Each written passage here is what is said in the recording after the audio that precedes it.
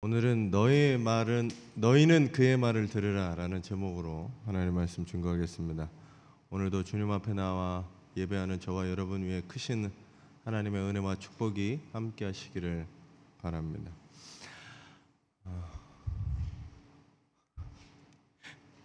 앞에를 봐주세요.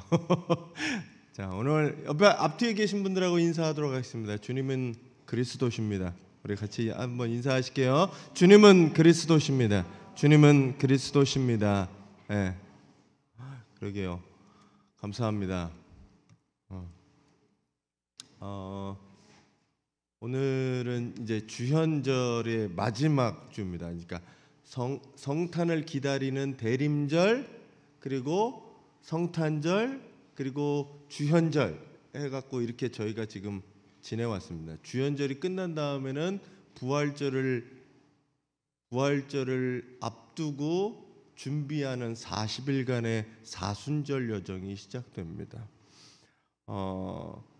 변화주일은 예수님께서 이제 고난의 길로 가시기 전 마지막 제자들에게 영광스러운 모습을 보여주시는 장면이 오늘 이 변화주일, 변모주일이라고 하는 주일입니다. 사순절의 시작은 돌아오는 수요일에 저희가 제수요일이라고 특별 예배를 드립니다. 제수요일부터 이제 사순절은 시작됩니다. 주일을 뺀 6번의 주일을 뺀 40일 기간, 그 기간 동안 저희는 주님의 고난을 생각하며 사순절을 보냅니다. 그래서 원래 제수요일은 우리나라는 잘 볼 수가 없는데 외국에 가면 머리에 이 이마에 십자가, 제로 십자가를 그린 사람이 하루 종일 십자가를 그리고 다녀요. 그날 수요일만큼은 제를 머리에 뒤집어 쓰거나 이마에 제로 십자가를 그리고 뭐 하는 거냐면 그날 회개하면서 주님의 고난을 기억하면서 동참하겠다라고 결심하는 예배가 제의 수요일 예배입니다. 우리나라는 제의 수요일 예배를 잘 그렇게 지내지는 않아요. 근데 제의 수요일이 사순절을 시작하는 수요 예배입니다. 제가 다른 수요일은 모르겠으나 이번 수요일만큼은 저희가 제의 수요일로 특별 예배를 드립니다. 그래서 여러분들이 참여하셨으면 좋겠습니다. 그래서 그동안 수요 예배하고는 다르게, 그리고 보통의 예배하고는 다르게 저희가 특별 예배로 수요일 예배를 드리니 돌아오는 수요일 날 같이 예배를 수요 예배 참여해 주시기를 부탁드립니다.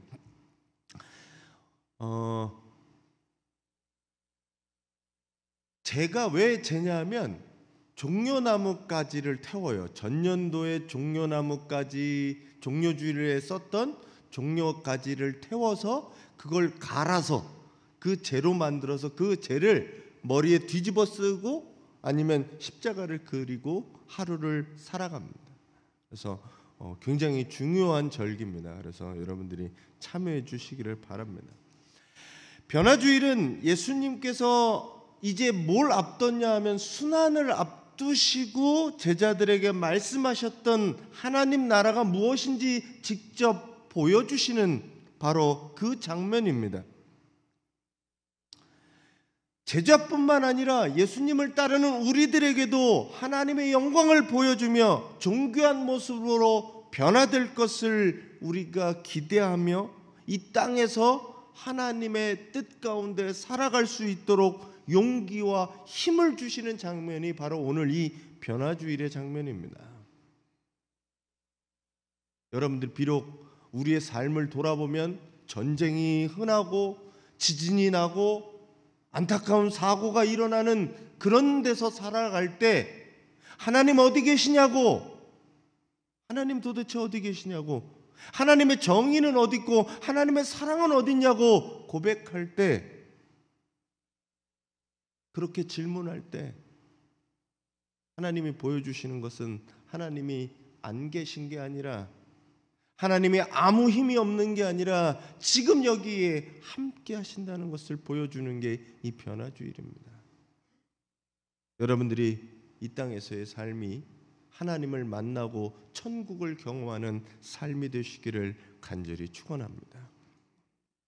오늘 예수님이 보여주시는 것은 이거예요. 제자 3명을 데리고 높은 산이 어딘지는 모르겠습니다. 높은 산에 올라가셨습니다. 그리고 높은 산에 올라가셔서 하신 일이 이거예요. 같이 한번 읽어주시죠.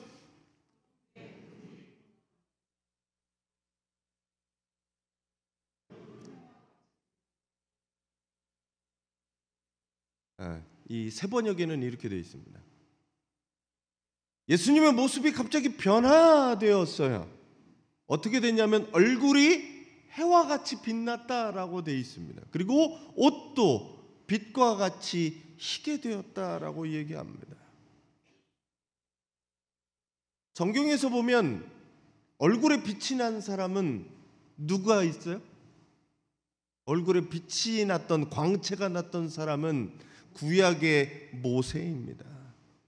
자, 지금 이 성경을 읽는 유대인들은 예수님의 얼굴에서 광채가 났다라는 것이 뭐하고 바로 연결되냐 하면 모세하고 바로 연결돼요. 특별히 이 마태복음은 모세와 예수 그리스도를 자꾸 비교합니다.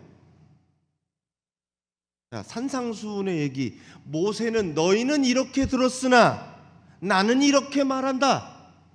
율법이 너희가 이렇게 들었으나 진짜 율법은, 율법의 완성은 이거다라고 말씀하시는 거거든요. 모세와 이 예수 그리스도를 자꾸 비교합니다. 지금 이 모습은 모세가 하나님을 40주야를 만나고 시내산에서 뭘 받았어요? 십계명을 받아갖고 내려오는 순간에 얼굴이 광채가 나서 본인도 몰랐어요. 내 얼굴에서 빛이 나는지. 내려왔더니 광채가 나는 모습을 보고 아론이며 이스라엘 백성들이 갑자기 무서워서 둘둘둘둘 떠는 겁니다. 왜냐하면 죽을 것 같아서. 당시에 하나님을 본 사람들은 살아날 사람이 없었으니까. 모세가 하나님과 함께 있었던 모세가 그냥 하나님과 함께 있었다는 것만 가지고 얼굴에 광채가 났다라는 거예요. 마치 자석이, 쇠붙이가 자석하고 오래 있으면 자성을 띠듯이 형광물질이 빛을 오래 쐬고 있으면 그 빛이 없어져도 자기가 빛을 내듯이 하나님을 만난 모세는 40주야를 먹지도 않고 하나님을 만났더니 얼굴에서 광채가 났다는 거예요. 자, 모세는 어떤 사람이었습니까? 그냥 일반적인 사람이었어요. 근데 그 사람이 하나님을 만나니, 빛을 만나니 얼굴에서 빛이 나게 되었습니다. 예수님은 어떠셨어요? 예수님은 지금 모세와 예수님을 비교하고 있는데, 모세는 빛이 없는 사람이 하나님을 만나서 빛이 생겼다라고 하면 예수님은 그 얼굴이 해와 같이 그냥 빛났습니다. 뭐기 때문에? 빛 자체이기 때문이라는 거죠. 예수님은 빛을 만나서 빛을 얻는 게 아니라 스스로 빛이시기 때문에 얼굴에서 그냥 빛난 거예요.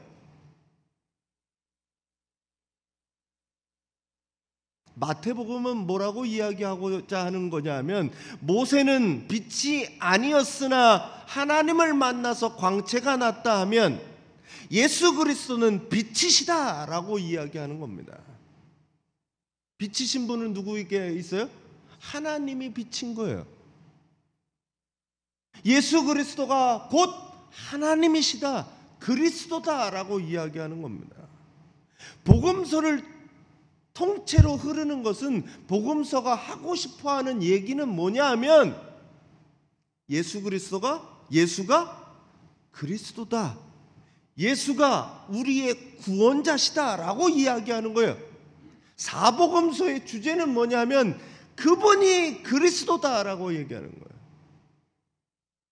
예수가 그리스도임을 증명하고 설명하고 계속적으로 얘기하는 겁니다. 모세는 하나님을 만나러 가서 40주야를 있다가 10계명을 받아들고 하나님의 계명을 받아들고 나왔지만, 스스로 빛이신 예수 그리스도는 율법의 완성, 율법이 무엇을 말하고 있는지 그것들을 말씀해 주셨다는 거예요. 율법의 껍데기가 아니라, 돌판이 중요한 게 아니라 아로아로 새긴 그 말씀의 내용이 무엇인지 예수님은 설명해 주시고 그것을 행하라라고 이야기하신 겁니다. 캄캄한 세상을 밝게 비추는 빛이 무엇이냐? 예수 그리스도를 통한 말씀이라는 거예요. 예수가 곧 세상의 빛이심을 보여주는 말씀입니다. 여러분들이 그 빛 가운데로 나아가셔서 여러분 가운데도 예수 그리스도의 광채가 나타나는 우리 성도들이 되시기를 간절히 축원합니다. 자, 그때 그 얼마나 꿈과 같은 신비로운 황홀한 광경이에요. 경이로운 광경이죠. 갑자기 예수님이 막 빛이 나고, 또 뭐가 나와요? 예수님 빛이 나는 장면에서 어떻게 알았는지 모르겠어요. 모세와 엘리야가 주님과 함께 얘기하는 것들을 보게 됩니다. 그가 모세였는지, 사실은 제자들이 모세를 본 적이 없을 거 아니에요. 조상인 모세의 모습을 본 적이 없을 거예요. 엘리야의 모습을 본 적이 없을 거 아니에요. 근데 알아봤어요. 이 사람은 모세고 이 사람은 엘리야고, 그 세 분이서 같이 이야기하는 것을 보게 됩니다. 이 장면을 보고 꿈과 같은 장면이죠. 현실에서는 있을 수 없는 장면을 이 제자들이 보게 됩니다. 그 장면을 본 중에 가장 성격이 급한 한 사람, 이 베드로가 이 광경을 보고 가만히 있을 수가 없는 거예요. 이 황홀한 신비 속에서 도대체 가만히 있을 수가 없는 거예요. 뭔가 하고 싶은 거죠.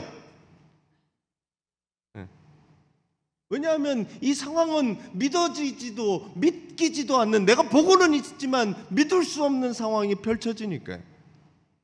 육의 세계, 물질의 세계, 시간과 공간에 갇혀 있는 나는 이해할 수도 해석할 수도 없는 지금 세계가 펼쳐졌습니다. 그러니 베드로가 이렇게 얘기하죠. 같이 한번 읽어주세요.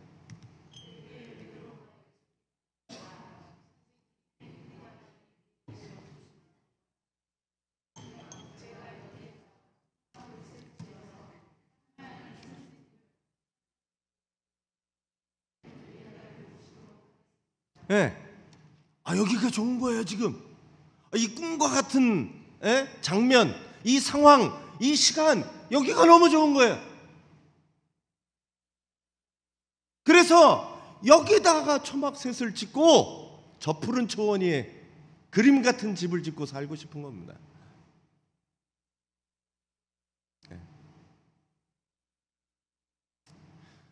천국과 같은 지금 이 상황에 여기가 좋은 거예요. 여기다가 뭘 짓고 여기다가 뭘 하고 싶은 거예요. 베드로는 이 상황이 그냥 마냥 좋았습니다. 이 시간, 이 상황, 이 장소, 여기가 그냥 좋은 거예요. 여기서 살고 싶은 거죠.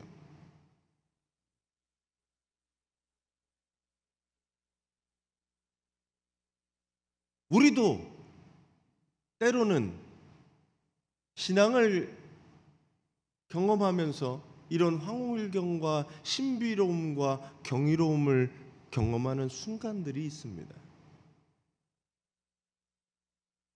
그러면 거기서 살고 싶은 거죠. 거기 있고만 싶은 거죠.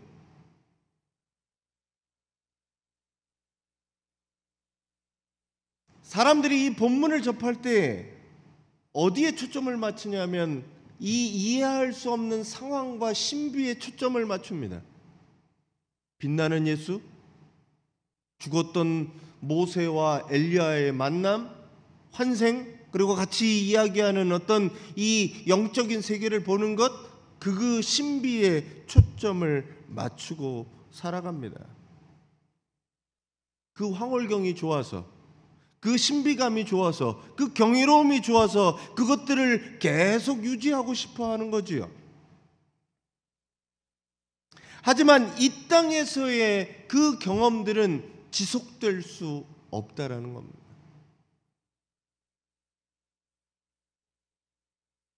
그 황홀경들은 계속되지 않는다는 거죠.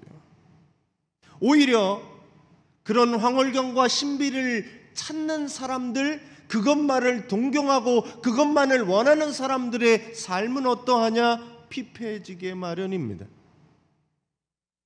시한부 종말론, 그들이 무슨 카타르시스를 느끼고 그 신앙의 황홀경 속에 막 입신하고 좋아하고 그게 다인 것 같지만, 그것만 따라가면 삶이 어떻게 되느냐? 엉망진창이 되는 거예요. 저는 아직도 기억합니다. 92년 10월 28일 날 휴거한다고 난리를 치던 사람들, 삶을 내팽겨치고 재산을 모두 팔아서 교회에다 헌금해 놓고 곧 천국 간다고 하얀 소복 입고 그냥 막 난리치던 그 사람들 다 어떻게 됐어요? 뭘 좋아했냐면 신비와 황홀경, 그것을 좋아한 거예요. 베드로가 그런 겁니다. 지금이 좋은 거예요. 그냥 단순히 여기 지금 이 상황, 현실과는 다른, 내가 그것들을 다 끊고 지금의 이 평안함, 그것만 추구하다 보면 어떻게 되느냐? 이렇게 되는 거예요. 베드로와 같은 거예요. 우리 모두 어쩌면 베드로와 같은 것들을 꿈꾸고 그렇게 하고 싶어 합니다.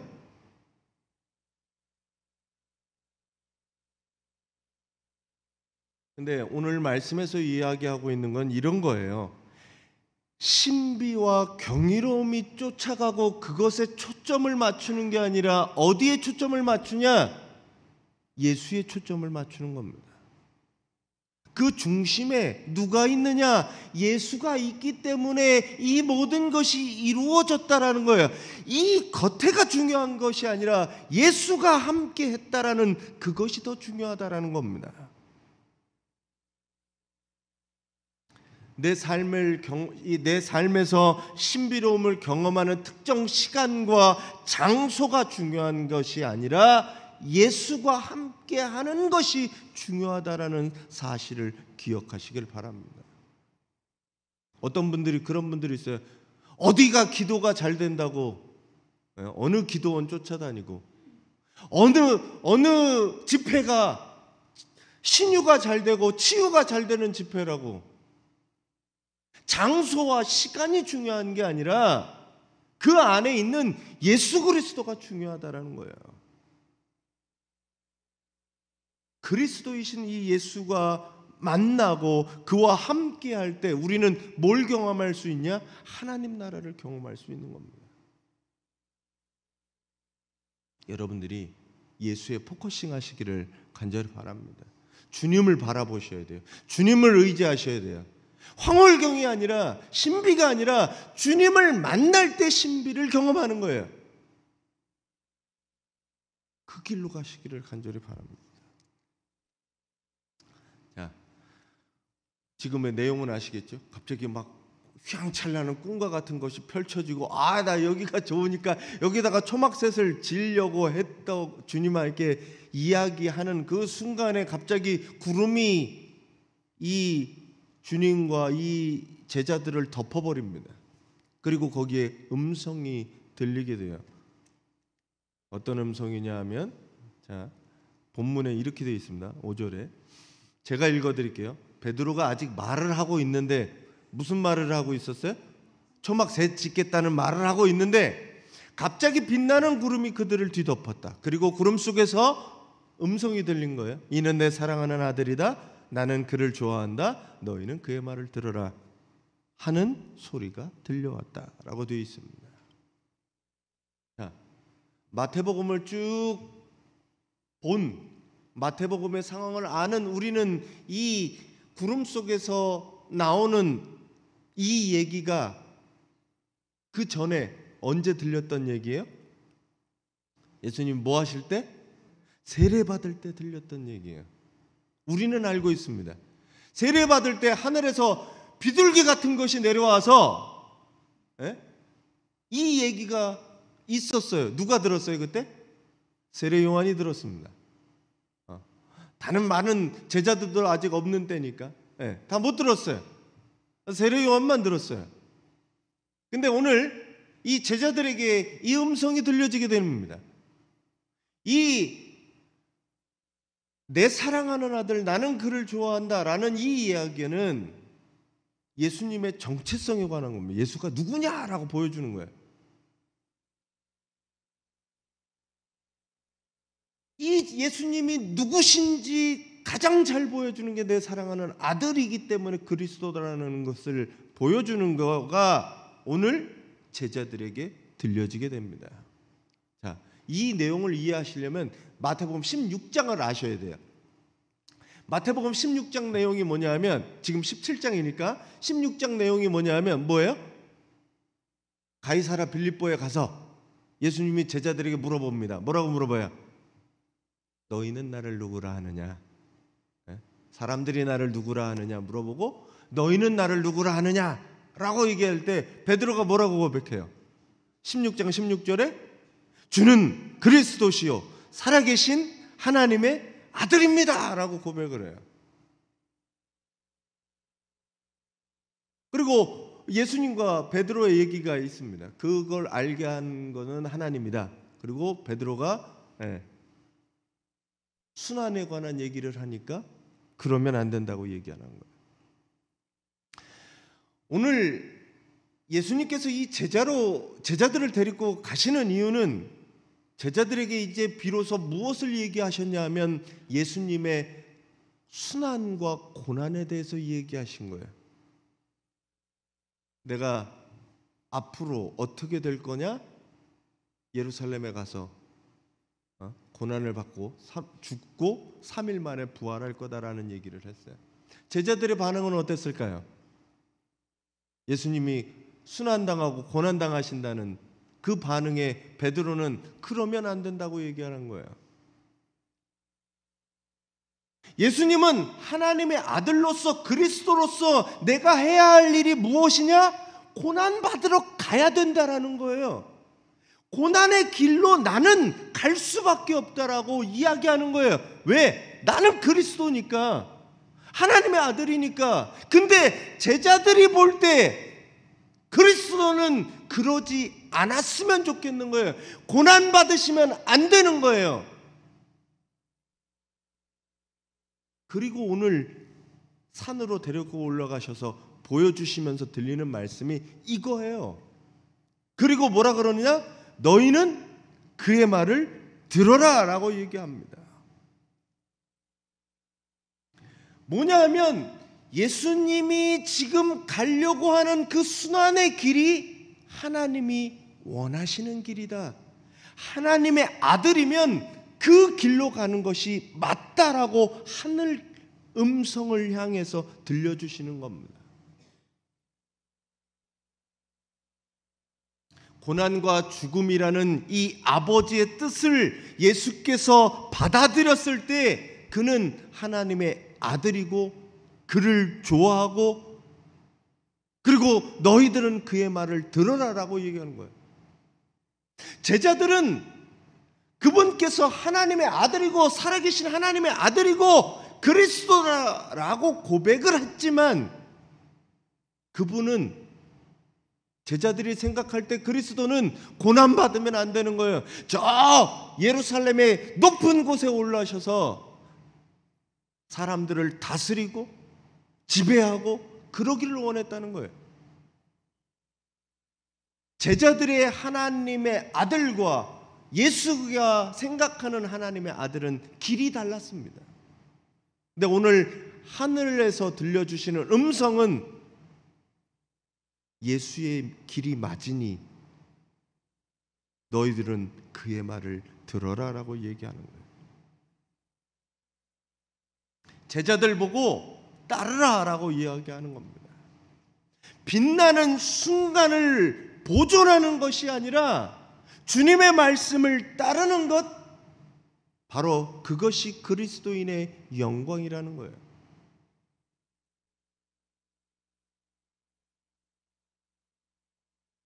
고난을 피해가는 것, 고난을 당하지 않는 것이 그리스도의 뜻이 아니라 그 고난을 통해서 우리가 무엇을 해야 되고 내 사명을 감당하고 하나님의 뜻을 발견하고 그 길로 가는 것이 그리스도인의 영광이라는 겁니다.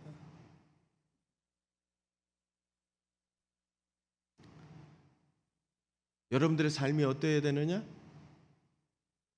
주님의 길로 가시기를 간절히 축원합니다. 여러분들도 팔복의 말씀처럼 하나님의 자녀들이신 거예요. 하나님의 자녀들은 어떻게 살아야 되느냐? 고난을 피해서 살란 얘기가 아니에요. 여러분들이 어려움이 없이 살란 얘기가 아니에요. 중요한 거는 하나님의 뜻으로 살라는 겁니다. 그 길이 힘들고 어렵고 십자가의 길일 수 있지만 우리들이 초점을 맞춰야 될 것은 이것이 하나님이 원하시는 것인가? 라고 생각하고 고민하고 그 길로 가라는 얘기예요. 더불어서 율법으로 말씀드리면 율법의 완성인 사랑으로서 살아가라라고 얘기하는 겁니다. 내 마음속으로는 그 인간이 용서가 되지 않고 사랑할 수 없지만 그 길로 가라는 거예요. 쉬운 길이 아니라 어려운 길이라도 하나님의 뜻 가운데로 가라는 거예요. 저는 여러분들의 삶 가운데 여기가 좋은 것이 아니라 주님의 말씀을 듣고 깨닫고 그 길로 행하는 우리 성도님들이 되시기를 간절히 바랍니다. 너희는 그의 말을 들어라 라고 얘기해요. 참 말을 하면 들을 수밖에 없지요. 그죠? 귀는 그냥 들려지는 거예요. 이게 뭐 내가 듣고 싶어서 듣고 아니면 말고가 안 돼요. 들려지는 겁니다. 근데 말을 들어라라고 하는 표현은 어떤 표현이에요? 저희도 아이들한테 야, 말 좀 들어라. 일찍 일어나라고 말 좀 들어라라고 얘기하면 말을 듣고는 있잖아요. 말을 들어라 하는 것은 듣고 깨닫고 행해라라고 얘기하는 거예요. 우리가 예수 그리스도의 말을 듣고 깨닫고 행하는 성도님들이 되시기 바랍니다. 자, 그리고 났더니 소리까지 났어요. 빛을 보고 소리가 났어요. 이 황홀경에서 계속 살고 싶었지만 살 수 없는 상황입니다. 제자들은 갑자기 구름이 오고 소리가 나니까 어떻게 했냐면 하나님의 음성이 들리니까 두려워서 얼굴을 땅에 댑니다. 그리고 얼굴을 땅에 대고 있다가 눈을 떠보니, 눈을 들어서 보니 예수밖에는 아무도 없었다라고 성경은 이야기합니다. 어떻게 됐냐면 빛나는 예수님, 모세도 엘리야도 아까는 있었는데 싹 사라진 거예요. 그리고 처음 예수님과 함께 올라왔던 그 장면이 되어져 있습니다. 무슨 뜻이냐면 일상으로 돌아왔다는 거예요. 일상. 현실을 살아가는 우리에게는 신비한 상황과 변화된 몸으로 항상 사는 것이 아니라 결국에는 일상으로 돌아오기 마련이라는 거죠. 우리도 죽으면 예수님의 몸과 같은 그 몸을 입을 거지만 지금은 육신을 갖고 시간과 공간의 제약을 받으며 우리 삶은 기쁘고 즐겁기도 하지만 때로는 고난과 어려움들이 있기도 하는 그런 인생입니다. 그 인생에서 우리가 바라봐야 될 것이 무엇이냐? 예수를 바라보는 거예요. 환경이 아니라, 상황이 아니라, 누굴 바라봐야 되느냐? 예수를 바라봐야 돼요. 내 마음에 하나님의 나라가 유지될 수 있는 것들은 어떤 것이냐? 예수를 바라볼 때 하나님 나라를 품을 수 있다라는 겁니다. 오늘 말씀에서 우리가 잊지 않고 살아가야 할 것은, 우리가 바라봐야 될 것은 무엇이냐? 그리스도이신 예수를 바라보라는 거예요. 신비한 게 아니라, 황홀한 게 아니라, 성공의 영광의 자리가 아니라 예수 그리스도를 바라봐야 돼요. 우리가 가진 모든 것 일순간일 수 있습니다. 결국 한낱 꿈과 같은 것일 수 있어요. 우리가 바라봐야 될 건 뭐냐? 진짜 예수 그리스도를 바라봐야 한다라는 이야기입니다. 오늘 이 변화산의 이야기를 통해서 우리들에게 들려주시는 것은 무엇이냐 하면 예수께서 하나님의 아들 그리스도이시다라는 이야기입니다. 우리 삶의 신비를 경험하고 경이로움을 경험하게 하시는 분은 다른 것이 아니라 예수 그리스도이심을 마태는 이야기하고 있는 겁니다. 그러면 예수 그리스도를 믿는 사람들은 어떻게 살아가야 되느냐? 그의 말을 들으며 살아가셔야 한다라는 이야기입니다. 휴가가 끝나면, 즐거운 여행이 끝나면 언제든지 내 집으로 가게 마련입니다. 아무리 좋은 호텔과 그곳에서 자고 먹고 했다 하더라도 결국에는 내 집으로 돌아가야 되는 거예요. 현실로 돌아올 수밖에 없는 거예요. 꿈과 같은 일주일, 그것들을 보내긴 하지만 그게 내 일상은 아니니까 일상의 삶으로 돌아오기 마련입니다. 예배의 자리, 찬양의 자리, 그것을 통해서 우리는 신비를 경험할 수 있고 경이로움을 경험할 수 있고 때로는 마음의 평안함과 환상을 경험할 수도 있어요. 근데 그게 다가 아닌 거예요. 그 경험에 머무르는 것이 아니라 우리는 결국 현실로 돌아오기 마련이에요. 그 현실에서 우리는 무엇을 갖고 살아가야 되느냐? 예수 그리스도를 갖고 살아가야 한다라는 이야기입니다.